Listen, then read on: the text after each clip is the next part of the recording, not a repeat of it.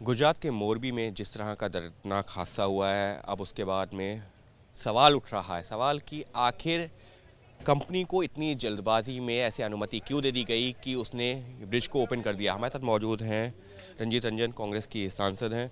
Ma'am, जिस तरीके से जो है ब्रिज पर जितने लोगों को परमिशन होनी चाहिए थी उससे ज़्यादा लोग पहुंच गए, जल्दबाजी में बिना जो है किसी अनुमति के कैसे अनुमति मिल गई ब्रिज खोलने की, तो इस तरीके के कई तरह के सवाल भी उठ रहे हैं अब।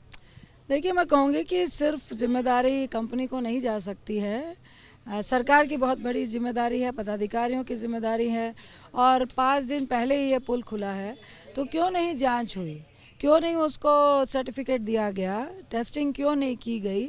और जिस पुल की कैपेसिटी 100 लोगों की है, उसमें 500-600 लोग कैसे गए हुए थे। 5 दिन से कह रहे हैं लगभग 10-12 हज़ार लोग उस पुल पे चढ़े हैं। तो इतनी लापरवाही, ये एक बहुत बड़ा लापरवाही का केस भी है और ये कोई प्राकृतिक भूल नहीं है, मानवीय भूल है। तो इस पे हम लोगों ने मांग रखी है कि सिटिंग जज से, चाहे सुप्रीम कोर्ट हो, हाई कोर्ट हो, सिटिंग जज से जांच होनी चाहिए। और हम किसी पे एलिगेशन नहीं लगा रहे हैं, लेकिन ये बहुत गंभीर मामला है। आप 30-40 बोल रहे हैं, लेकिन जो सुनने में आ रहा है 400-500 लोग गिरे हैं, उसमें से 100-150 लोग लापता है, तो उस पर क्या माना जाए।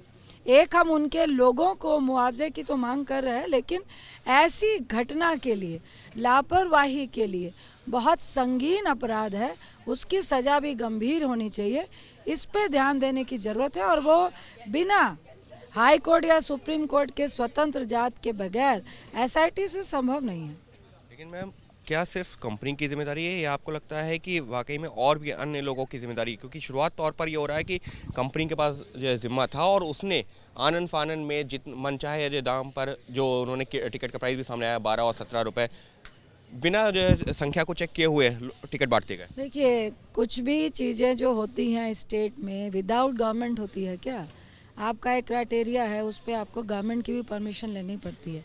ये जांच का विषय है। हम ये नहीं कह रहे कि आप कंपनी इन्वॉल्व नहीं है, निश्चित तौर से जिसने पुल बनाया वो भी इन्वॉल्व है, लेकिन कौन पदाधिकारी थे, किन्होंने दिया, क्यों बिना टेस्टिंग के उस पर अलाउ कर दिया।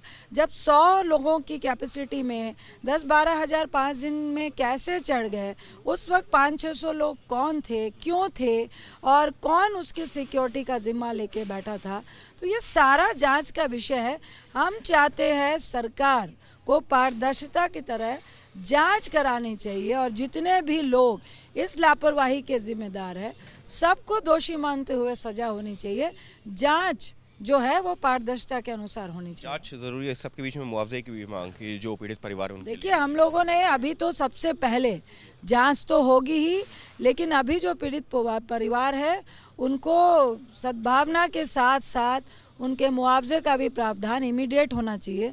जितने लोग घायल होकर हॉस्पिटल हैं उनके भी पूरे इलाज का मुआवजे का जिम्मा होना चाहिए।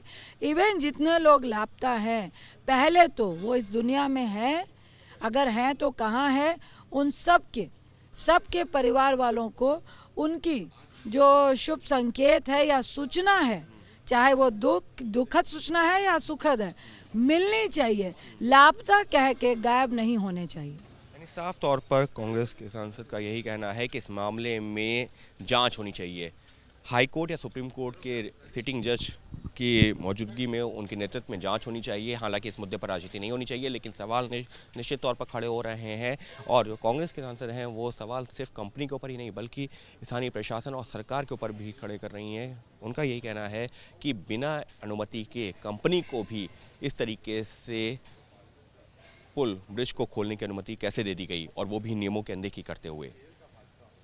सहयोगी कैमरा पर्सन मान के साथ अंकित गुप्ता, एबीपी न्यूज़, दिल्ली।